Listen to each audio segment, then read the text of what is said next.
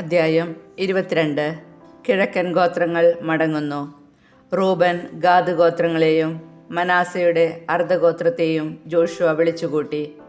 അവൻ അവരോട് പറഞ്ഞു, കർത്താവിൻ്റെ ദാസനായ മോശ നിങ്ങളോട് കൽപ്പിച്ചതെല്ലാം നിങ്ങളനുസരിച്ചു. എൻ്റെ ആജ്ഞ നിങ്ങൾ അനുവർത്തിക്കുകയും ചെയ്തു. നിങ്ങളുടെ സഹോദരന്മാരെ ഇന്നുവരെ നിങ്ങൾ ഉപേക്ഷിച്ചിട്ടില്ല.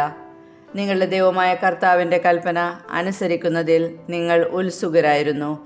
ഇപ്പോൾ നിങ്ങളുടെ ദൈവമായ കർത്താവ് തൻ്റെ വാഗ്ദാനമനുസരിച്ച് നിങ്ങളുടെ സഹോദരന്മാർക്ക് സ്വസ്ഥത നൽകിയിരിക്കുന്നു. ആകയാൽ കർത്താവിൻ്റെ ദാസനായ മോശ ജോർദാനക്കരെ നിങ്ങൾക്ക് അവകാശമായി നൽകിയ ദേശത്തുള്ള ഭവനങ്ങളിലേക്ക് മടങ്ങുവിൻ. നിങ്ങളുടെ ദൈവമായ കർത്താവിനെ സ്നേഹിക്കുകയും അവിടുത്തെ വഴികളിലൂടെ ചരിക്കുകയും അവിടുത്തെ പ്രമാണങ്ങൾ അനുസരിക്കുകയും അവിടത്തോട് വിശ്വസ്തത പുലർത്തുകയും പൂർണ്ണ ഹൃദയത്തോടും പൂർണ്ണാത്മാവോടും കൂടെ അവിടത്തെ ആരാധിക്കുകയും ചെയ്യണം എന്ന് കർത്താവിൻ്റെ ദാസനായ മോശ നിങ്ങൾക്ക് നൽകിയിട്ടുള്ള കൽപ്പനകളും നിയമങ്ങളും അനുസരിക്കുന്നതിൽ നിങ്ങൾ പ്രത്യേകം ശ്രദ്ധിക്കണം. ജോഷുവ അവരെ അനുഗ്രഹിച്ചയച്ചു.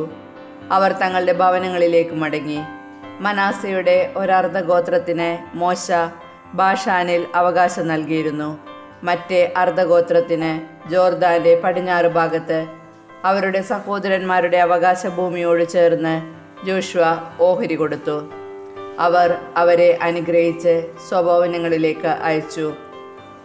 അവൻ പറഞ്ഞു, വളരെയധികം കന്നുകാലികൾ, വെള്ളി, സ്വർണം, പിച്ചള, ഇരുമ്പ് വസ്ത്രങ്ങൾ എന്നിവയോടുകൂടി സമ്പന്നരായി നിങ്ങളുടെ ഭവനങ്ങളിലേക്ക് മടങ്ങിപ്പോകുവിൻ. ശത്രുക്കളിൽ നിന്ന് ലഭിച്ച കൊള്ളവസ്തുക്കൾ സഹോദരന്മാരുമായി പങ്കുവയ്ക്കുവിൻ.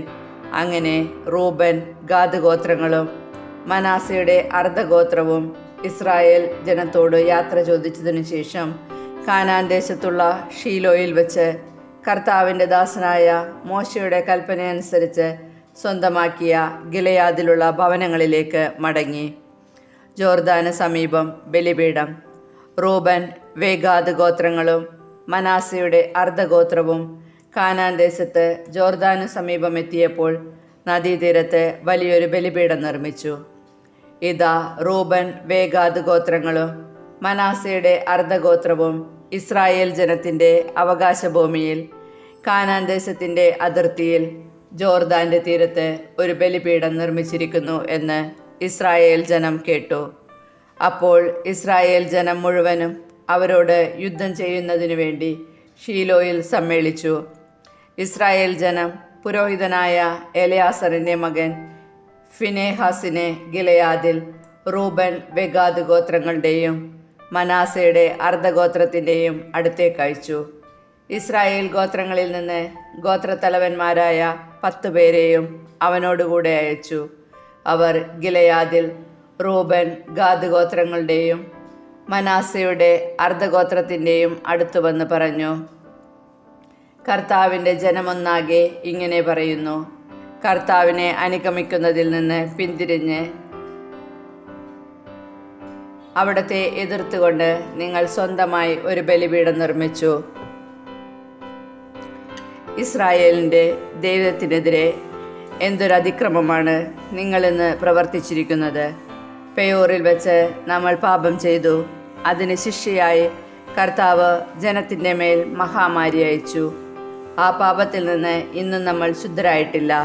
ഇത് പോരാഞ്ഞിട്ടാണോ കർത്താവിനെ അനുഗമിക്കുന്നതിൽ നിന്ന് പിന്തിരിയാൻ നിങ്ങൾ ഭാവിക്കുന്നത്?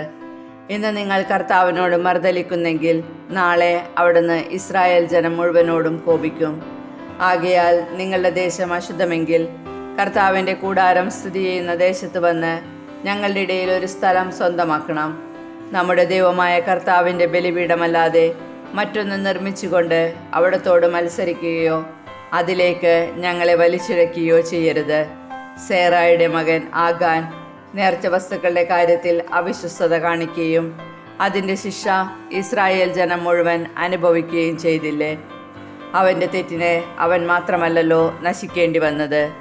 റൂബൻ ഗാത്രഗോത്രങ്ങളും മനാസയുടെ അർദ്ധഗോത്രവും ഇസ്രായേൽ ഗോത്രത്തലവന്മാരോട് പറഞ്ഞു, സർവശക്തനായ ദൈവമാണ് കർത്താവ്. അതെ, സർവശക്തനായ ദൈവം തന്നെ കർത്താവ്. അവിടുന്ന് ഇതറിയുന്നു. ഇസ്രായേലും അറിയട്ടെ. കർത്താവിനോടുള്ള മത്സരത്താലോ അവിശ്വസ്തയാലോ അവിടുത്തെ അനുഗമിക്കുന്നതിൽ നിന്ന് പിന്തിരിയുന്നതിനോ വേണ്ടിയാണ് ബലിപീഠം പണിതതെങ്കിൽ അവിടുന്ന് ഞങ്ങളെ ശിക്ഷിക്കട്ടെ. ഞങ്ങൾ അതിന്മേൽ ദഹനബലി, ധാന്യബലി, സമാധാനബലി എന്നിവ അർപ്പിക്കുന്നെങ്കിൽ അവിടുന്ന് തന്നെ ഞങ്ങളോട് പ്രതികാരം ചെയ്യട്ടെ. ഭാവിയിൽ നിങ്ങളുടെ മക്കളോട് ഇസ്രായേലിൻ്റെ ദൈവമായ കർത്താവുമായി നിങ്ങൾക്ക് എന്ത് ബന്ധമാണുള്ളത്? നിങ്ങൾക്കും ഞങ്ങൾക്കുമിടയിൽ അതിർത്തിയായി കർത്താവ് ജോർദാനെ നിശ്ചയിച്ചിരിക്കുന്നു.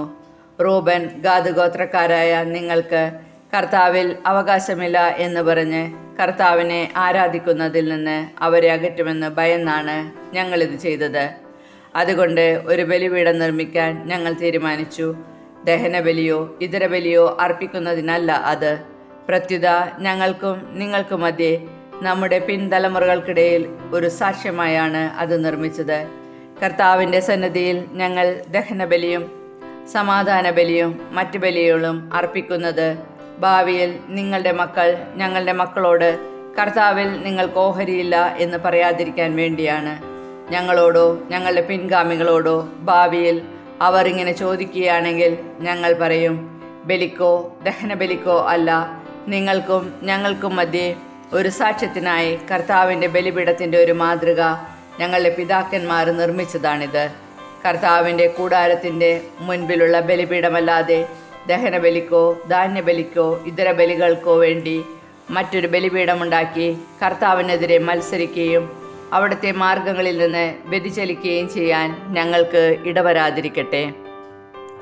റൂബൻ, ഗാദ്, മനാസെ ഗോത്രങ്ങൾ പറഞ്ഞ ഈ വാക്ക് കേട്ട് പുരോഹിതനായ ഫിനെഹാസും അവൻ്റെ കൂടെയുണ്ടായിരുന്ന ശ്രേഷ്ഠന്മാരും ഇസ്രായേലിലെ ഗോത്രത്തലവന്മാരും തൃപ്തരായി. പുരോഹിതനായ എലയാസറിൻ്റെ മകൻ ഫിനെഹാസ് അവരോട് പറഞ്ഞു, കർത്താവ് നമ്മുടെ മധ്യത്തിലുണ്ടെന്ന് ഇന്ന് ഞങ്ങൾ അറിയുന്നു. എന്തെന്നാൽ നിങ്ങൾ കർത്താവിനെതിരെ അകൃത്യം ചെയ്തില്ല. നിങ്ങൾ ഇസ്രായേൽ ജനത കർത്താവിൻ്റെ കോപത്തിൽ നിന്ന് രക്ഷിച്ചിരിക്കുന്നു. പുരോഹിതനായ എലയാസറിൻ്റെ മകൻ ഫിനെഹാസും സമൂഹ നേതാക്കളും ഗിലെയാദിൽ റൂബൻ, ഗാദ് ഗോത്രങ്ങളുടെ അടുക്കൽ നിന്ന് കാനാൻ ദേശത്ത് തിരിച്ചു വന്നു. ഇസ്രായേൽ ജനത്തെ വിവരമറിയിച്ചു. ഈ വാർത്ത ഇസ്രായേലിനെ സന്തോഷിപ്പിച്ചു. റൂബൻ, ഗാദ് ഗോത്രങ്ങൾ വസിക്കുന്ന നാട് നശിപ്പിക്കാൻ യുദ്ധം ചെയ്യുന്നതിനെക്കുറിച്ച് അവർ പിന്നീട് സംസാരിച്ചില്ല. അവർ ദൈവത്തെ സ്തുതിച്ചു. കർത്താവാണ് ദൈവമെന്നതിന് ഇത് നമ്മുടെ ഇടയിൽ ഒരു സാക്ഷ്യമായിരിക്കും എന്ന് പറഞ്ഞ് റൂബൻ, ഗാദ് ഗോത്രങ്ങൾ ആ ബലിപീഠത്തിന് സാക്ഷ്യം എന്ന് പേരിട്ടു.